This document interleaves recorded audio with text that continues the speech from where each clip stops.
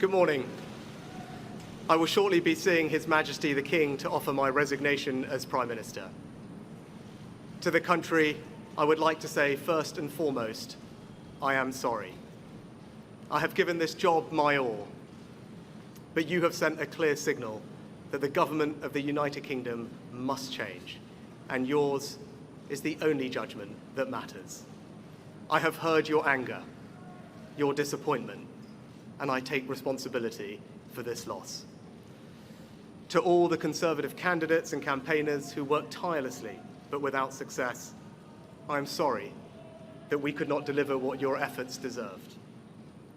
It pains me to think how many good colleagues who contributed so much to their communities and our country will now no longer sit in the House of Commons. I thank them for their hard work and their service. Following this result, I will step down as party leader, not immediately, but once the formal arrangements for selecting my successor are in place. It is important that after 14 years in government, the Conservative Party rebuilds, but also that it takes up its crucial role in opposition professionally and effectively. When I first stood here as your Prime Minister, I told you the most important task I had was to return stability to our economy. Inflation is back to target, mortgage rates are falling, and growth has returned.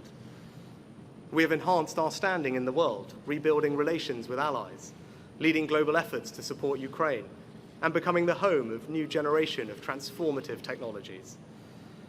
And our United Kingdom is stronger too, with the Windsor Framework, devolution restored in Northern Ireland, and our union strengthened. I'm proud of those achievements. I believe this country is safer, stronger, and more secure than it was 20 months ago. And it is more prosperous, fairer, and resilient than it was in 2010. Whilst he has been my political opponent, Sir Keir Starmer will shortly become our Prime Minister. In this job, his successors will be all our successors, and I wish him and his family well.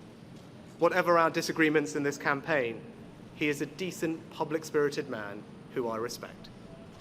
He and his family deserve the very best of our understanding as they make the huge transition to their new lives behind this door, and as he grapples with this most demanding of jobs in an increasingly unstable world.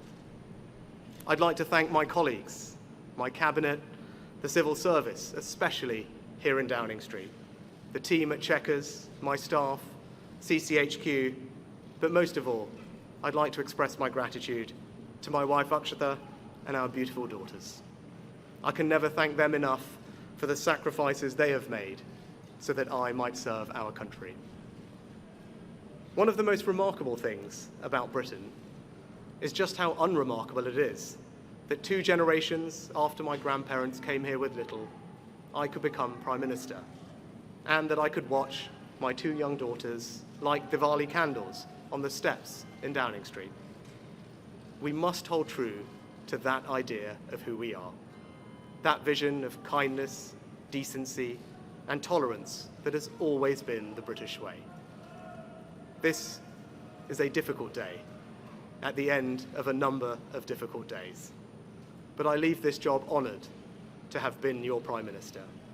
This is the best country in the world, and it is thanks entirely to you, the British people, the true source of all our achievements, our strengths, and our greatness. Thank you.